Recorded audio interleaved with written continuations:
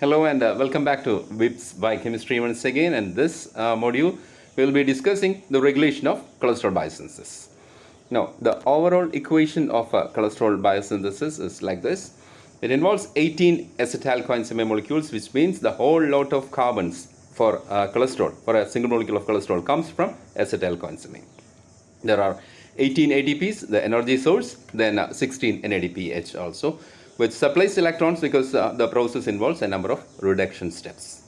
Now, so this is the overall equation, and in fact there are more than 30 steps involved in the entire process of cholesterol biosynthesis, and the most important step, the most regulated, committed step of the entire process is this one, the reduction of HMG CoA, 3-hydroxy-methyl glutaryl coenzyme, the reduction to mevalonate, and this is done by the key enzyme HMG CoA reductase.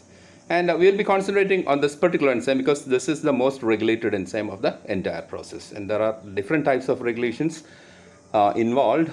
There are short-term regulation as well as long-term regulation. Short-term regulation involves or includes allosteric regulation, because this enzyme is an allosteric enzyme having allosteric sites in it. Then competitive inhibition, which involves statins as a competitive inhibitor. Then hormonal or covalent regulation, which involves actually reversible phosphorylation.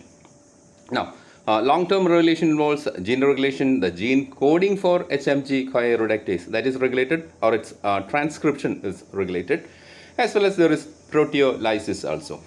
This particular enzyme is the catalytic domain of the enzyme is clipped so as to make it or degrade or inactivate it. So these are the different types of regulations involved. We will see it in detail. Now, first of all, short-term regulation. Now, regulation by allosteric modifiers. Now, allosteric modification is actually here, it's a form of feedback inhibition also, because the final product, cholesterol, it is having a feedback inhibition here. It is acting as an allosteric inhibitor of HMG CoA reductase, as well as the immediate product, namely mevalonate here, that also acts as an allosteric inhibitor. And the third one given here, bile, as it is actually a metabolic product of cholesterol, which also acting as an allosteric inhibitor. So these are the allosteric modifiers involved in the regulation of HMG CoA reductase.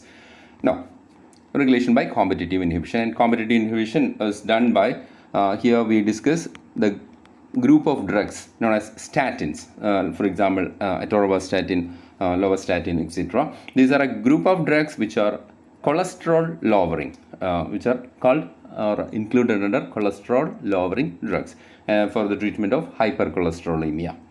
Now, they are having a competitive inhibitory effect on HMG CoA reductase. They compete with HMG CoA for the site on the HMG CoA reductase. So it's the same site on the HMG CoA reductase. And statins attach to the same catalytic site and is found to alter the structure of the enzyme so that HMG CoA cannot attach to it, and mevalonate production is controlled or lowered, and as a result cholesterol synthesis is also affected, or it is negatively affected. So this is how competitive inhibitor statins are acting, and that's why this is considered or are used as a cholesterol lowering drug. And regulation by covalent modification, this is actually carried out with the help of hormones, glucagon, epinephrine, and insulin is also involved, AMP is involved. Now, when ATP is in plenty, cholesterol production is not affected, it continues. This is common sense, because since high ATP indicate a fed state, which means availability of food and fuel is there, but when ATP is low and AMP is high, it induces the modification of HMG CoA reductase through phosphorylation. Now, we can see that HMG CoA, the unmodified dephosphorylated form of HMG CoA reductase is active form, whereas the modified or phosphorylated form is the inactive form. Here what happens is that glucagon, epinephrine, AMP, and some sterols are also involved. They activate this particular enzyme, the AMP activated protein kinase. So that is activated So this active form of AMP activated protein kinase go on to phosphorylate HMG CoA reductase enzyme so as to make it inactive. So this is what happens. So that means no more synthesis of cholesterol. On the other hand, insulin, which is actually a counter hormone to glucagon and epinephrine in many of the regulatory steps, metabolic steps, it is an anabolic hormone also, as we know. It activates phosphatase enzyme. Now, phosphatase enzyme, what it does is that it clips the phosphorylation, or it removes the phosphorylation of HMG CoA reductase, and the dephosphorylated, the unmodified form of HMG CoA reductase, now it is active.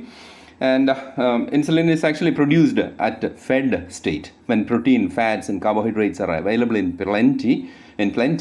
And now the cholesterol synthesis is triggered. So that is how this is how covalent hormonal modification or control is important in HMG CoA reductase activity.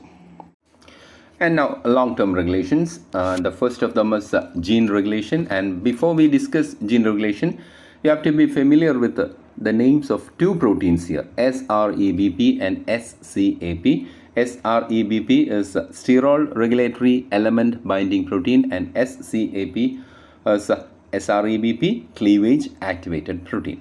They are two associated proteins located on endoplasmic membrane, and there is a DNA binding domain also which is attached to SREBP. Now, when cholesterol is available in high quantity, it will act as a regulatory molecule of itself. A high concentration of cholesterol means it will attach to SCAP, as you can see here. It attaches to SCAP on the membrane of endoplasmic reticulum. Now, SREBP is associated with SCAP, and SREBP has this domain, DNA binding domain on it, which should be released actually. It should be released and it should attach to DNA for transcription of HMG CoA reductase gene. But here, upon activation of this complex with attachment of cholesterol, this cannot be released.